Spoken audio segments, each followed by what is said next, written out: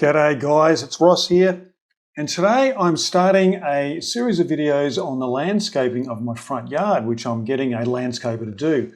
Now you can see I've just got a whole bunch of clay in the front yard there. I've got a nice lipstick maple. There's not much else left. A lot of the plants died after the first couple of years I've been there. I mean, we watered them, looked after them, they just hit the end of their life. And being on a slope, it was sort of hard to get things re-established. Now over on the right-hand side there's a big brick circle I'm going to keep, and these few bits of wood fencing are going to go. And here's a few before photos. This is the whole pile of clay left over from when I did a whole lot of digging out with the bobcat. And you can see that's just clay embankments, so it's a big hot mess, really. And we can see here that slope there, and we're going to see basically these guys are going to come in and build a series of retaining walls. Now you can see here that's after day one. They've cleared that area really nicely. A lot of that dirt they've moved up to the top to make a sort of an embankment there full of rocks, and there we go. That's the first load of moss rocks coming in, and that's what they're going to do to build these walls. This property slopes up to the road, and that front area there is probably about 700 square metres of not very much. Now running straight down here, you can see just where my finger is, there's a lump of concrete. And there's another one just up there. And that was the retaining wall made out of pine, treated pine. Now they have a finite lifespan. So if you're going to build something out of pine, expect to get 15 good years and another 5 years watching it slowly rot. So I ripped these out back in about the end of 2022. And what I did is I got a bobcat in and I spent a couple of days digging all of this out and moving it up the top there with the intention of putting a new wall in.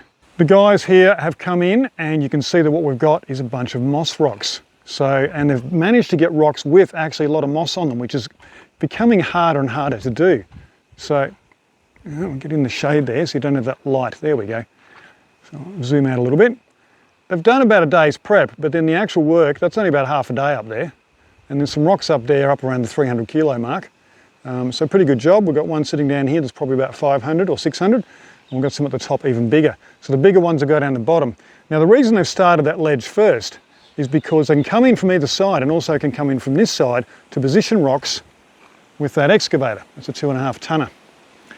But if you put the bottom wall in first, then you can't get close enough to use the excavator to sort of nimbly move those rocks around. And in between, they've placed some dirt, and as we go we'll place more in there, and we'll actually be planting in those little rock spaces. So that's going to look pretty good. Those walls will continue along here and actually split out into two walls. We'll have a big wall on the bottom which will basically be wavy. It won't be a straight line, it'll be a little bit more interesting than that. And then it'll just curve around the edge there, disappear around the corner. And where I've got this little ramp here at the moment, which I made back when I was digging out with a bobcat, that'll be steps.